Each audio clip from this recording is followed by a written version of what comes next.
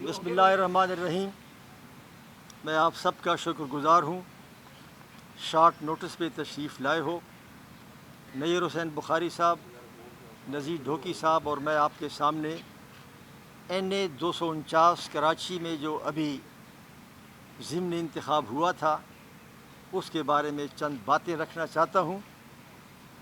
Election commission of Pakistan نے فیصلہ کیا ہے کہ ان کی پٹیشن پر انہوں نے وہاں دوبارہ ری کاؤنٹنگ کا فیصلہ کر لیا ہے۔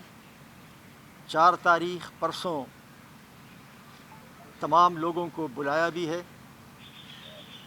ہم الیکشن کمیشن آف پاکستان کے اس فیصلے کو تسلیم کرتے ہیں، اس کو ویلکم کرتے ہیں، کیونکہ وہ قانون جو پارلیمان نے بنایا تھا الیکشن ایکٹ 2017 اس کے تحت اور آئین کے تحت الیکشن کمیشن آف پاکستان کو یہ اختیار ہے۔ ہم الیکشن کمیشن کو مضبوط دیکھنا چاہتے ہیں اور ہم اس فیصلے کا خیر مقدم کرتے ہیں۔ ساتھ ہی آپ کو یہ بھی بتا دوں کہ 2018 کے انتخابات میں یہی چیز، یہی عذر کہ جس حلقے میں جس ریشو سے جیتنے والا امیدوار اگر اس کے ووٹ اور جو ووٹ مسترد ہو گئے ہیں وہ 5% سے کم ہو تو الیکشن کمیشن اور ریٹرننگ آفیسر دوبارہ انتخابات شکایت پر کرا سکتا ہے۔ یہ ان کا اختیار ہے اس قانون کے تحت جو پارلیمان نے بنایا۔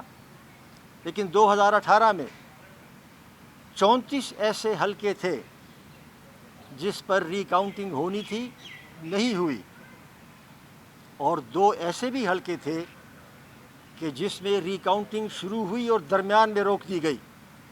لیکن اس تحفظات کے باوجود ہم الیکشن کمیشن کے فیصلے کو خیر مقدم کرتے ہیں، کیونکہ ہم ECP کی بالادستی صاف و شفاف انتخابات کے لیے چاہتے ہیں۔ دوسری بات جو میں عرض کرنا چاہتا ہوں وہ یہ ہے کہ 249 کے حوالے سے پاکستان پیپلز پارٹی کے خلاف کچھ بدگمانیاں پھیلائی گئی ہیں۔ پہلے یہ کہا گیا کہ PPP کا تو یہاں کوئی اثر و رسوخ ہی نہیں تھا۔ یہ بات غلط ہے۔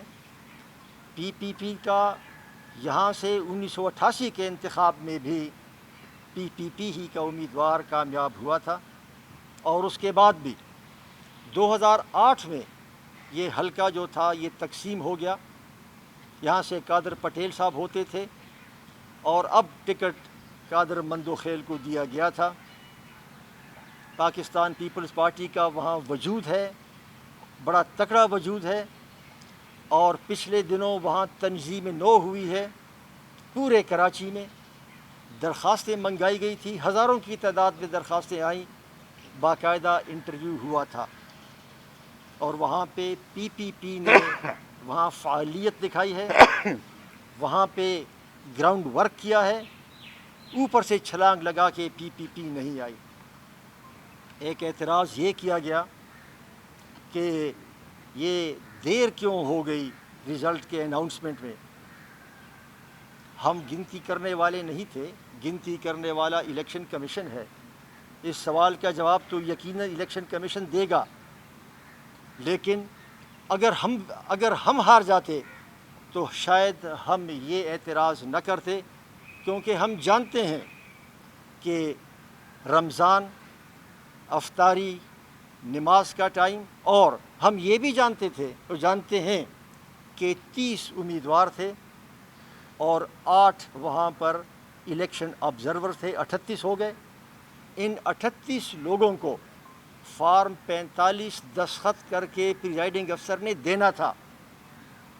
الیکشن کمیشن کا جو طریقہ کار ہے وہ جب فارم 45 بھرتا ہے تو کاربن کاپی کے ذریعے بھرتا ہے، جس پر 4 کاپیاں ایک وقت میں ہو سکتی ہیں۔ گویا اس ایکسرسائز کے لیے ECP کے پریزائڈنگ افسر کو 10 بار بھرنا پڑتا۔ یہ ECP کا کام ہے کہ وہ اس کی وضاحت کرے لیکن اگر ہم ہار جاتے تو ہم یہ بات نہ اٹھاتے، کیونکہ ہم کو ان چیزوں کا پتہ ہے۔